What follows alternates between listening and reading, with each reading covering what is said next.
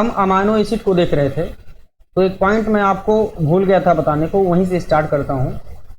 All amino acids are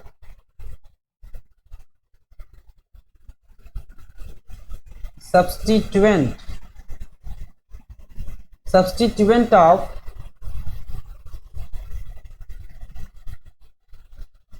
methane. अब किसी को मीथेन का फार्मूला पता है?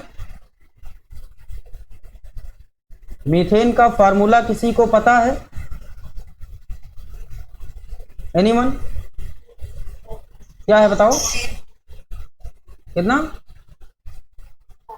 CH4। वेरी गुड, देखो वेरी गुड, देखो CH4। अब हमने क्या कहा? All amino acids are substituent of methane.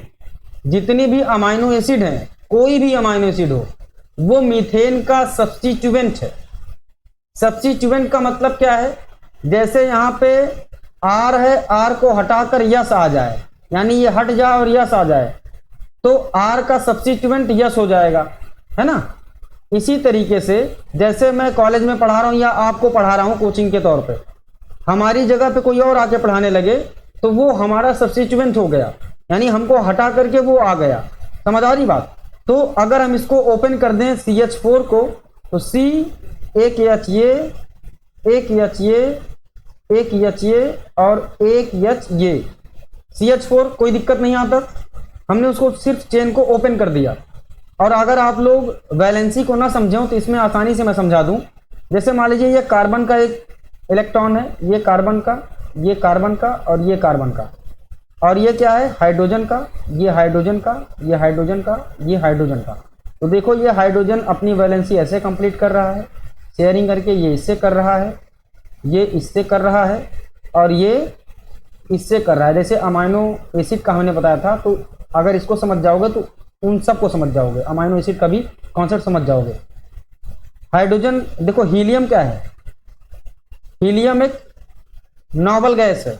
Noble gas मतलब अनरिएक्टिव है, अनरिएक्टिव एलिमेंट है, जिसका एटॉमिक नंबर 2 होता है, जो कि एक्सेप्शन में आता है। सबके आउटर मोस्ट सेल में 8 होना चाहिए, लेकिन ये हीलियम को फॉलो करता है, हाइड्रोजन, अपनी वैलेंसी को कंप्लीट करने के लिए।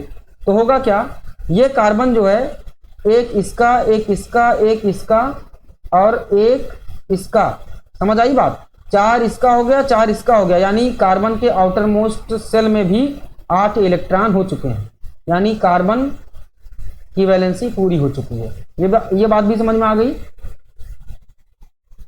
समझ में आ गई? ठीक। होता क्या है, मैं क्या समझाना चाहता हूं, जितनी भी अमाइनो एसिड हैं, जितनी भी अमाइनो एसिड हैं, वो मीथेन की सब्स्टिट्यूएंट हैं, मीथेन की सब्स्टिट्यूएंट है, यानी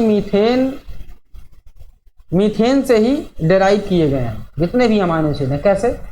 जैसे इस हाइड्रोजन को हम क्या कर दें? रिप्लेस बाई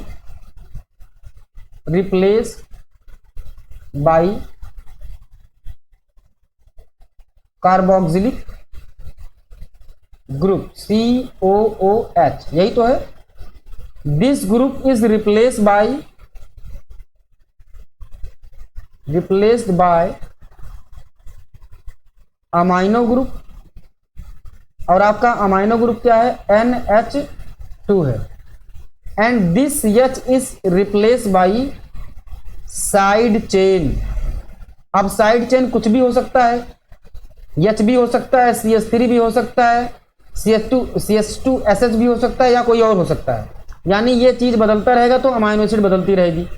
तो अगर हम कोई भी अमाइनो एसिड बनाते हैं तो हर अमाइनो एसिड का जनरल फार्मूला तो यही होता है, COOH एंड NH2H, और यहाँ पे कोई भी साइड चेन आ जाएगा।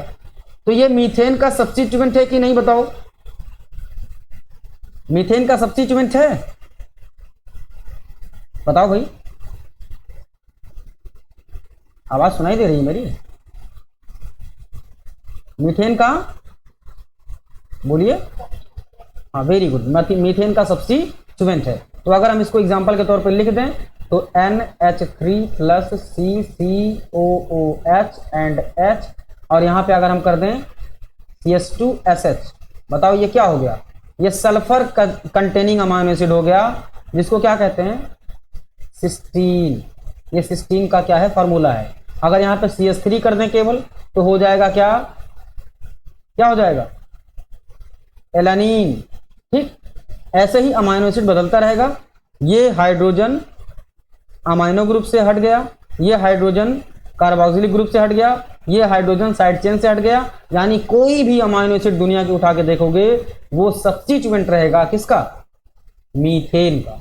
तो ये भी आपको याद होना चाहिए, डायरेक्टली MCQ में पूछ सकता है कि